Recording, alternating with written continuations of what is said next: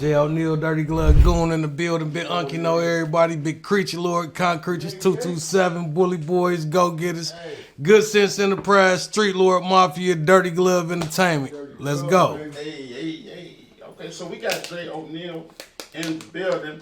So I'm gonna ask you some questions, and then T gonna ask you some questions. But I'm gonna ask you just some general questions about your experience with Flex Your Skills. Flex Your Skills? Yeah. When I first started going up to the open mics, I'm talking about the very beginning of my hip-hop rap career. I think I probably was about 16, 17. I wasn't even a full-fledged MC then. I was going with Cool K. Y'all might know him as Kalam. But Cool K, that's what he was going by back in the day. Cool K, he was doing all my beats, man. Kalam. Mum Brother, Hatchet, man. I was his hype man, bro. And I branched off from Kalam and got to messing with Poe Hussein and Clockwise and, you know what I'm saying, all my mad ass Click Brothers, FedEx, Four Corner Hustlers, tons of Chino. You know, shit, Kilo Parker. Who's Who, Reg and Russell, Who's Who, G Swan and K-Law, you know what I'm saying? Then you start flipping on that MPC 60 or 2000 and 2000 XL. So who got you involved with MPC 60? Man, it's a story because I was up at Eastern Michigan doing my thing and I had made a couple beats and came back. And my homeboy Booty from Organized, my brother, I can't even call him my homeboy. My brother, he heard some potential, you know what I'm saying? He had a record label, Organized Records, and man, he put me around two of the dopest producers / engineers / artists that I ever had met in my life at the time, bro. And once they got me started, they created a monster, you know what I'm saying? Shout outs to Pops Baby, shout out to Diamond Dog. But they was the first ones to show me what was up with the MP, show me the general functions, Terrence played a couple chords. Man, next thing I know, shit, Jay Dilla got to teach me how to work, how to perfect the MP. FedEx started teaching me how to perfect the MP. Trick gave me a quick little keyboard lesson and piano lessons on the Triton and showed me how to work the Triton. Shout out to Trick and the Goon Squad, you know what I'm saying? But man, but before I even start rapping, I gotta give it up. Rest in peace to my dude, Beat Up, rest in peace. You know what I'm saying? Rest in peace, Poncho. But you know, Beat Up and Poncho, they used to always come grab me when I was like 12, 13 years old. Like, man, who is this little young nigga running around the neighborhood, cool with everybody, stay fresh, got all the little females chasing after them. So, you know, Beat Up and Poncho, they originally just adopted me, you know what I'm saying? Man, rest in peace to the guys, though. Okay. Hey, man, you know a lot of people, man, how did you do that? Because the average person can't really just get jumped through different clicks. How was you able to do that? What you think about that? Man, just really, it come from embracing the Detroit culture. It started out in the barbershop. A lot of people didn't know that I was really a barber by trade. I've been working in a barbershop. I got my first barbershop job when I was 14 years old.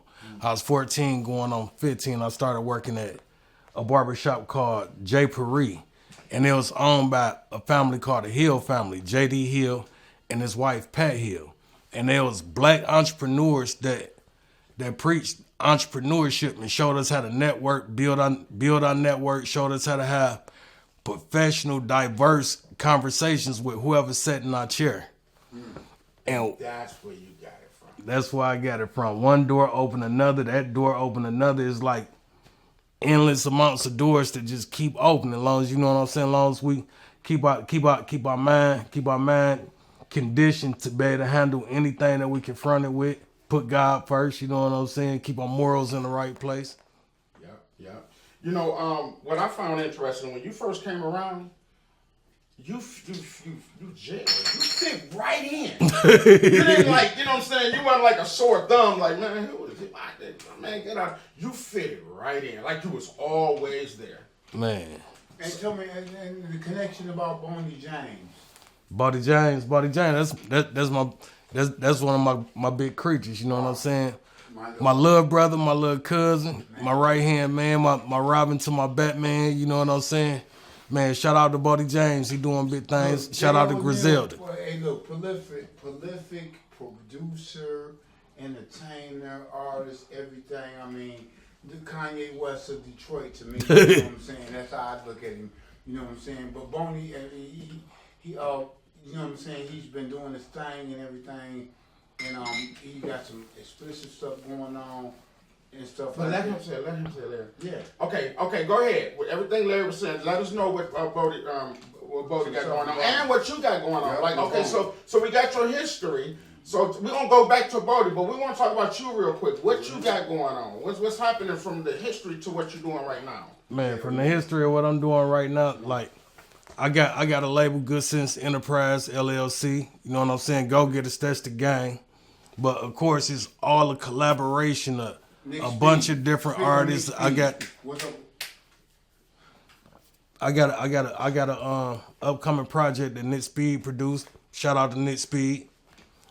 I'ma always keep working with my Concreters and my Bully Boys. You know, that's family. What a lot of people don't know, like outside of the music, Bodie, that's my real little cousin. Thank you. Fast Lane, that's my real cousin. So whether we doing music or not, we always around each other shooting the shit. You know what I'm saying? Good. Yeah, that's what's up. Okay. I can dig that, man. So we know what you got going on. Let me ask you the opportunities that Flex opened back in the day. What did that mean to you? Because we're going to then talk about the opportunity that's happening now, the concept. But we want to talk about what did that do for you back then, the opportunity to be able to get on stage and flex your skills and that. Man, it gave me the opportunity to grow and expand as an artist and be more versatile because you had some of the dopest dudes with their own original style. Like when you heard Kilo Parker, you knew it was Kilo Parker. When you heard Poe Hussein, you knew it was Poe Hussein. When you heard Diabolical, you knew it was Diabolical. When you heard the original crew shit, you knew it was Terrence, Diamond Dog, and E-Bone. You know what I'm saying? Like everybody, wasn't nobody trying to ride nobody wave. Everybody was capitalizing off of being original. You know what I'm saying? And that helped me as far as knowing how to adapt to different tracks, knowing how to be versatile, knowing how to, okay, I could do this gangster rap shit with City G, but I could still do this hip hop shit with E-Bone and Diamond, but at the same time, I could do some abstract shit with Diabolical, but I know my pen better be right if I'm finna do something with Kilo. That's right. And I listened to, I did a video. Did I do one or two videos? I know I did one. And that album back then, well, all your stuff had an industry sound, industry standard. So we saw where you came from, and then we saw where you ended up. What contributed to that industry sound in your opinion? Man, being over there with Organized and like really just having some good dudes that recognize the potential that I had as a young up and coming producer and artist and future engineer. Like two of my favorite, I can't even say two, my three top favorite producers that was coming out of Detroit at the time was, first it was Terrence. He'd come over there and do something. Oh man, you want to learn how to do this? This ain't nothing. This all you got to do it's simple. And you be like, dog, this Jesus cousin. He's so cold with this shit. And then I heard some AK tracks back when AK was at Slick Track. Shout out to Tone Scott. But his tracks was so expensive. Not saying they wasn't worth it because you was gonna get every dollar that you was getting your money worth fucking with AK. But coming up at the time, I'm young. My bankroll wasn't really right. Like, damn, this nigga shit sound crazy. Like, dog, if I can't bat, I at least gotta learn how to make it. You know what I'm saying? Then, man, one of my favorite producers, man, is my brother, dog, Carl Brodus. Ooh, Carl bad. I'm glad you mentioned him. Man, I ain't gonna know him. Carl B is an alien, bro. Oh my goodness. For real. Yeah. And so when you come from the ground with these type of guys, bro, and then you got big homies like Trick, which is one of the most talented producers, artists, engineers, and then you working with guys like Mr. Rand from G-Side, and you getting a chance to hear how quality they sound. It wasn't watered down. It was industry standard, and back then, like, the bar was raised so high because in order to even get recognition. It's a good thing that Detroit artists and producers getting recognition right now. But back then, to even be able to get recognition, you had to be able to compete with people that had that machine behind them. People that was recording in the best of the best studios. People that had the best of the best engineers mixing their music for them. So, you know, that kind of set the tone and set the bar of what my music should sound like. And I'm hearing some of the stuff that these young guys doing that make you revert back to, you know what I'm saying, make you go back to the drawing board and incorporate what they willing to show you into what you already know, and still try to keep that own original sound. You know what I'm saying? Keep that unique sound.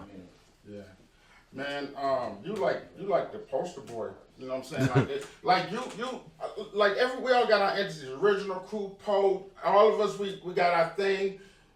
You just kind of like a Childish Gambino, for lack of better words. Like you're right in the middle of everything and everybody. You know what I'm saying? Man. You know, we got titles for Trick, he the mayor. We got titles for certain people. You know what I'm saying? We got titles for Flex.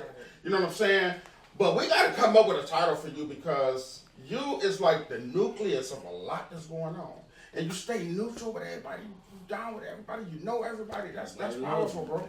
I think that title will probably be Your Relative.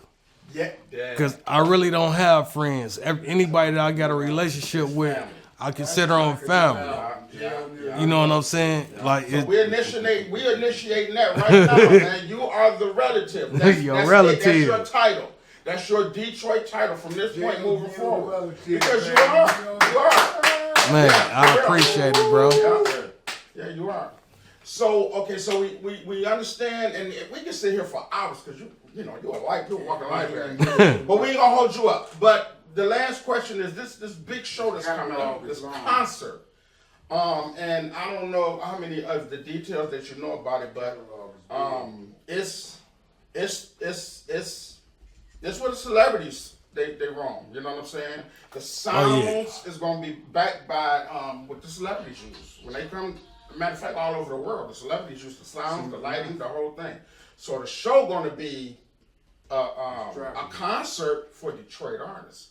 What is your thoughts on that? Because Flex opened the door for us back then, small scale. Sean started with it's a large scale now. AEP. And what's your thoughts on that? What's your thoughts? What's your view on the opportunity there? Man, I'm honored, and I just appreciate the invite and being able to come be a part of it and participate in it, and being able to end with the same group of artists that I started with. You know what I'm saying? Because that was always the goal. Like, anywhere that I went in the world, they considered Detroit artists to be the most underrated and dopest at the same time. Now we got an outlet. Now we got platforms to where we can showcase our talent and to be invited to a platform. It's one of the main platforms out of Detroit that made a wave and made a way for these platforms to be created. Man, it's a blessing. It's an honor. You know what I'm saying? And I'm definitely about to rock out.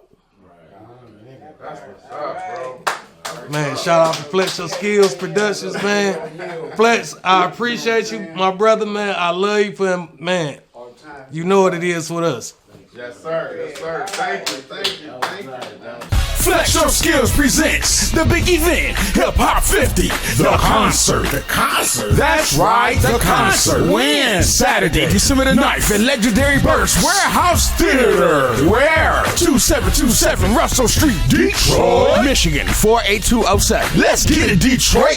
The concert for concerts of Detroit's own performing artists. Featuring J. ONEAL, CC and Dee, Pro Hussein, Laraco T, and more. So if you're a performing artist with skills and you want to grace that concert for real, contact Flex from FLEXYASKILLS on Facebook Messenger. Reserve your VIP seating and tables now. Limited seats available. See you at Burt's. It's going down.